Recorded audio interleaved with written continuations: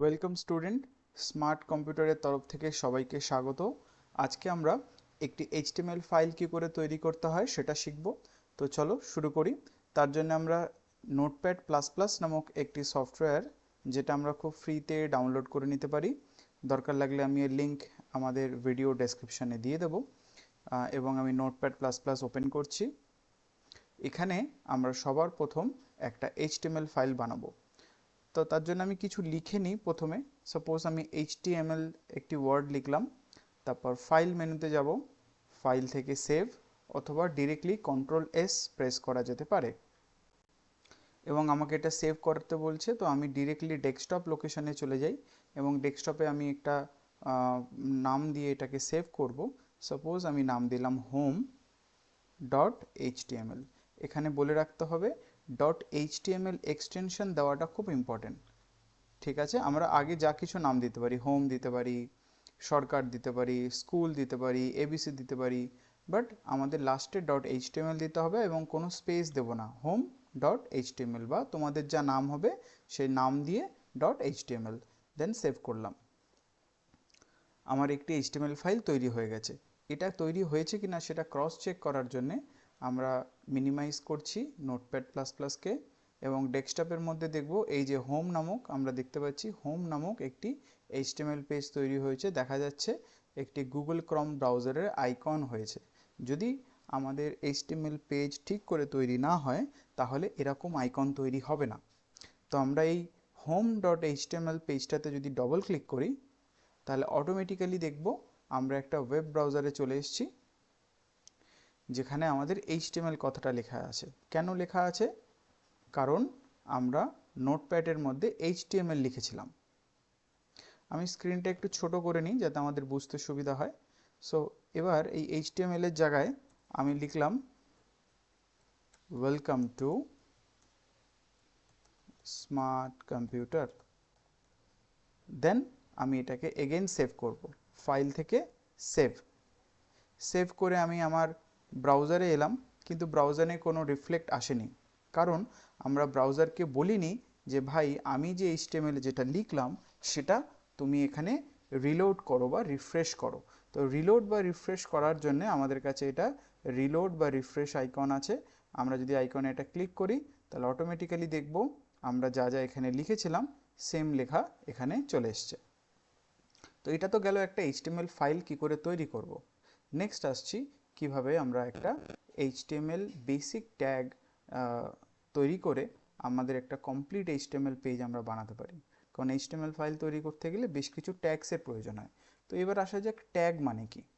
Tag tag মানে HTML লেখার একটি সিনট্যাক্স, একটি ফর্মুলা বলা যেতে পারে। আমরা যে বিভিন্ন মানুষ বিভিন্ন ভাষায় কথা বলি, সেই কথা বলার ধরনকে আমরা বলি যে আমরা কি ল্যাঙ্গুয়েজে কথা বলছি, না কিভাবে কথা বলছি। কিন্তু এইচটিএমএল এর ক্ষেত্রে বা যে কোনো প্রোগ্রামিং ল্যাঙ্গুয়েজের ক্ষেত্রে একটি নির্দিষ্ট সিনট্যাক্স হয়। এইচটিএমএল এর ক্ষেত্রে এই সিনট্যাক্সগুলি আমরা ট্যাগের মাধ্যমে প্রকাশ করি।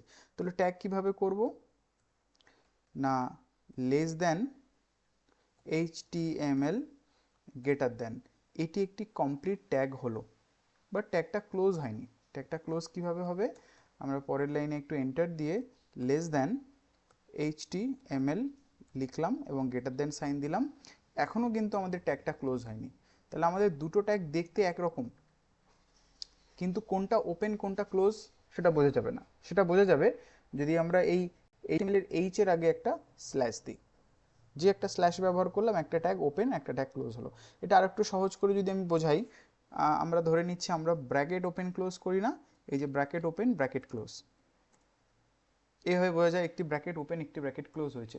দুটো কিন্তু ব্র্যাকেট একই রকম দেখতে, কিন্তু একটা ব্র্যাকেট সোজা একটা ব্র্যাকেট উল্টো। এ থেকে বোঝা যায় ভাই এই ব্র্যাকেটটা শুরু হয়েছে এবং এই ব্র্যাকেটটি শেষ হয়েছে। এইচটিএমএল এর ক্ষেত্রে ঠিক একইভাবে আমরা যদি কোনো একটা ট্যাগ লিখি, সাপোজ এখানে আমি একটা ট্যাগ লিখলাম পি ট্যাগ, তো পি ট্যাগ লিখলাম less than greater than P, একটু স্পেস দিলাম, লেস দ্যান গ্রেটার দ্যান একটা ব্যাকস্ল্যাশ দেন পি।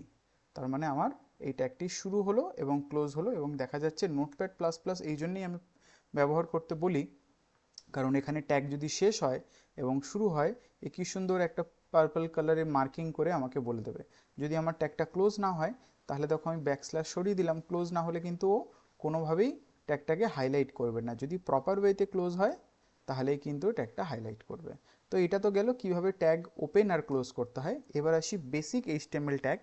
তার জন্য আমরা একটা এইচটিএমএল ট্যাগ অলরেডি নিয়ে নিয়েছি এবং আমি একটুখানি কিবোর্ড থেকে ট্যাব বাটন প্রেস করব, টিএবি ট্যাব বাটন, যাতে কিনা আমার কার্সারটা একদম 0 পয়েন্ট থেকে একটু আগিয়ে আসে।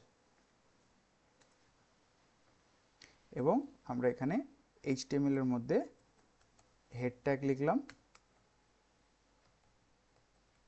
হেড ট্যাগ আমরা ক্লোজ করলাম এটা, এবং প্রপার ইন্ডেন্টটা আমরা বজায় রাখলাম যে একই অ্যালাইনমেন্টে ও শুরু হয়েছে এবং শেষ হয়েছে। তাহলে এইচটিএমএল ট্যাগ একটা মেন প্যারেন্ট, তার ভেতর একজন হচ্ছে হেড ট্যাগ। হেডের ভেতর আরেকটি ট্যাগ আমরা লিখব, তাকে আমরা বলবো টাইটেল ট্যাগ। টাইটেল ট্যাগটা আমরা ক্লোজ করলাম। টাইটেলে আমি লিখে দিলাম SM, ওকে। আর হেডের ঠিক পরে আমরা আরেকটা ট্যাগ দিচ্ছি বডি ট্যাগ, এবং বডি ট্যাগকেও আমরা ক্লোজ করব। একই ট্যাগ পরের লাইনে যদি দরকার লাগে তাহলে আমরা কার্সারটা এখানে রেখে কন্ট্রোল ডি, কিবোর্ড থেকে কন্ট্রোল ডি প্রেস করলে সেম ট্যাগ ডুপ্লিকেট হয়ে যাবে। অ্যান্ড এখানে আমি এটা স্ল্যাশ দিয়ে ক্লোজ করলাম। তাহলে দেখা যাচ্ছে খুব সহজেই আমরা একটি এইচটিএমএল বেসিক ট্যাগ তৈরি করে নিলাম। এটা হলো এইচটিএমএল বেসিক ট্যাগ। এবং আমরা এটাকে সেভ করি, ফাইল থেকে সেভ করতে পারি, কন্ট্রোল এস প্রেস করে সেভ করতে পারি।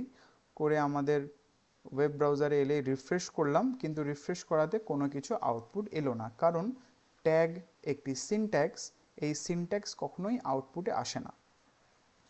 কিন্তু একটা জিনিস খেয়াল করবে, এই যেখানে SM কথাটা আমার এইচটিএমএল পেজের একদম শুরুতে যে নতুন ট্যাব আছে সেই ট্যাবের মধ্যে SM কথাটি এসেছে। কেন এসেছে? কারণ আমি টাইটেলের মধ্যে SM লিখেছিলাম। আমি SM না দিয়ে যদি এখানে লিখে দিই স্মার্ট ক্লাস, দেন আমি এটাকে যদি সেভ করি, আমি এখানে কন্ট্রোল S ব্যবহার করছি আর ব্রাউজারে গিয়ে রিফ্রেশ করছি, তাহলে দেখো আমার টাইটেলটা স্মার্ট ক্লাস দেওয়াতে এখানে যে ওপরে যে টাইটেলে যে ট্যাব আছে এই জায়গায় আমাদের স্মার্ট ক্লাস চলে এসেছে। তাহলে এইচটিএমএল এ কোনো কিছু লিখে আমরা সেভ করলে, ব্রাউজারে এসে রিলোড করলে বা রিফ্রেশ করলে আমরা এটা দেখতে পাই।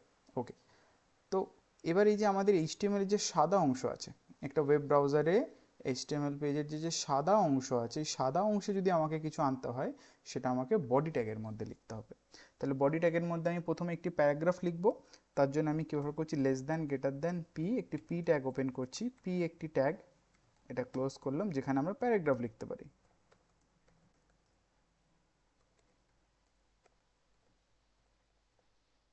ওকে, দেন এটাকে সেভ করলাম কন্ট্রোল এস দিয়ে। এখানে আমি রিলোডের এই বাটন প্রেস করতে পারি, অথবা কিবোর্ড থেকে F5 বাটন প্রেস করলেও রিফ্রেশ হয়ে যাবে। তো দেখা যাচ্ছে আমাদের একটা এইচটিএমএল ট্যাগ, যেটা এইচটিএমএল পি ট্যাগ, আমি এটাকে কন্ট্রোল এস দিয়ে সেভ করলাম এবং রিলোড করলাম। রিলোড করলে দেখা যাচ্ছে আমাদের প্যারাগ্রাফটি এখানে শো করছে। যদি আমরা এখানে কোনো হেডিং লিখতে চাই তাহলে আমরা ইউজ করতে পারি H1 tag. H1 tag close করলাম।